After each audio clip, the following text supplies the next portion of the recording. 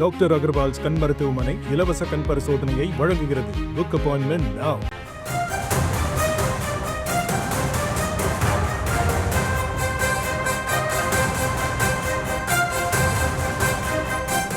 அண்மை செய்தி.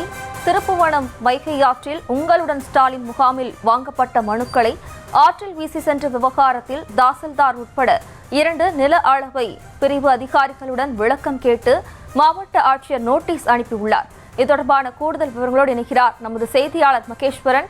வணக்கம் மகேஸ்வரன், விவரம். கண்டிப்பாக திருப்புவனம் வைகை ஆற்றில் உங்களுடன் ஸ்டாலின் முகாமில் வாங்கப்பட்ட மனுக்களை ஆற்றில் வீசி சென்ற விவகாரத்தில் தாசில்தார் உட்பட 2 நில அளவை பிரிவு அதிகாரிகளுக்கு விளக்கம் கேட்டு மாவட்ட ஆட்சியர் நோட்டீஸ் அனுப்பியுள்ளார். தமிழகத்தில் உங்களுடன் ஸ்டாலின் எனும் மக்களிடம் மனுக்களை பெறும் திட்டம் முகாம் துவங்கி அனைத்து பகுதிகளிலும் நடைபெற்று வருகிறது. தற்பொழுது முகாமில் வாங்கப்படும் மனுக்கள் 45 நாட்களுக்குள் தீர்வு காணப்படும் என முதல்வர் அறிவித்திருந்தார். இதற்காக சிவகங்கை மாவட்டம் முழுவதும் உள்ள பல்வேறு பகுதிகளில் இந்த முகாம் நடைபெற்று வருகிறது. அதன் ஒரு பகுதியாக சிவகங்கை மாவட்டம் திருப்புவனம் பகுதியில் உள்ள கீழடி, கொந்தகை, நெல்முடிக்கரை, மடப்புறம் ஆகிய 20க்கும் மேற்பட்ட கிராமங்களில் நடைபெற்ற உங்களுடன் ஸ்டாலின் முகாமில் சேகரிக்கப்பட்ட மனுக்களை வைகை ஆற்றில் மிதந்து வந்தது. இது நேற்று தமிழகத்தில் பெரும் அதிர்ச்சியை ஏற்படுத்தியது. இந்த நிலையில் நேற்று பல்வேறு அரசியல் கட்சி தலைவர்களும் எதிர்ப்புகளை தெரிவித்து வந்தனர்.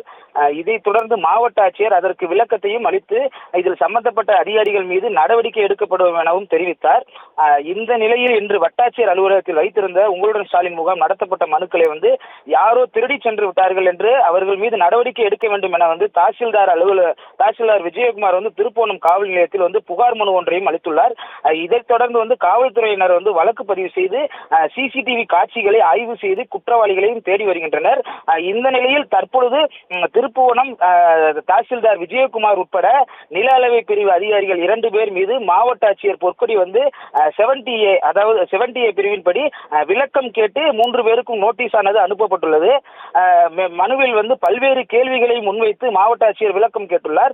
அதில் உங்களுடைய அனுமதியின்றி இந்த மனுவானது எப்படி வெளியே சென்றது என பல்வேறு கேள்விகளும் கேட்கப்பட்டுள்ளது.